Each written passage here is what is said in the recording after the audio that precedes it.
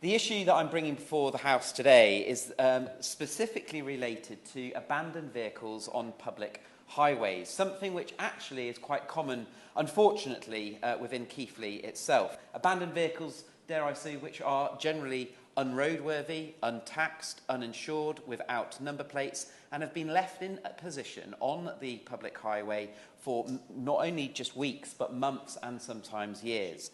So certain hotspots that I have in Keighley are Ferncliff Drive.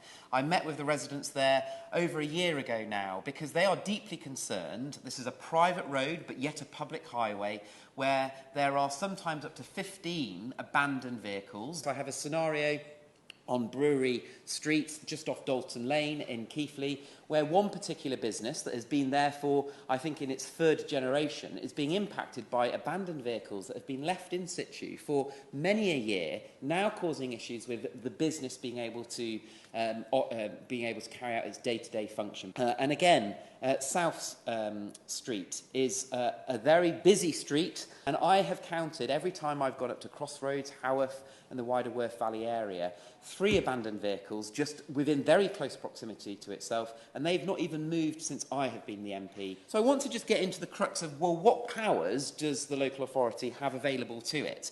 So the powers sit under Section 3 of the Refuge Disposal Act 1978, which gives councils the ability to remove and dispose of abandoned vehicles.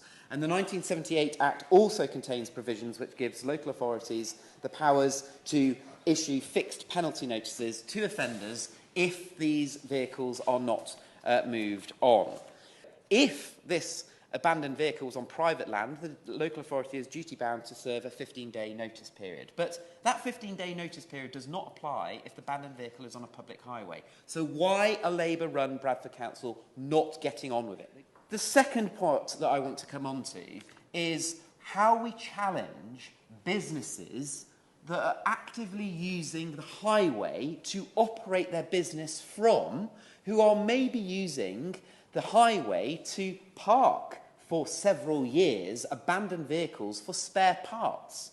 And that's actually where I think the legislation could be toughened up, because the only action that is able to be taken is one of a fixed penalty notice, which only amounts to £100. Well, that is nowhere near tough enough to create a deterrent for businesses being able to use the public highway to store abandoned vehicles on. It gives the ability for the local authority to take the business to court on behalf of the complainant. So therefore, that is relying on a resident making a complaint against the business for then the local authority to take that business to court. Well, you know, my residents have not got time or the willpower to deal with this. It should be the local authority being empowered enough to take action against that business. And actually, in speaking to this debate today, I was able to research some of the statistics on this particular issue and was shocked to learn, actually, that Bradford had the highest number of abandoned car reports between 2020 and 2022 outside of London.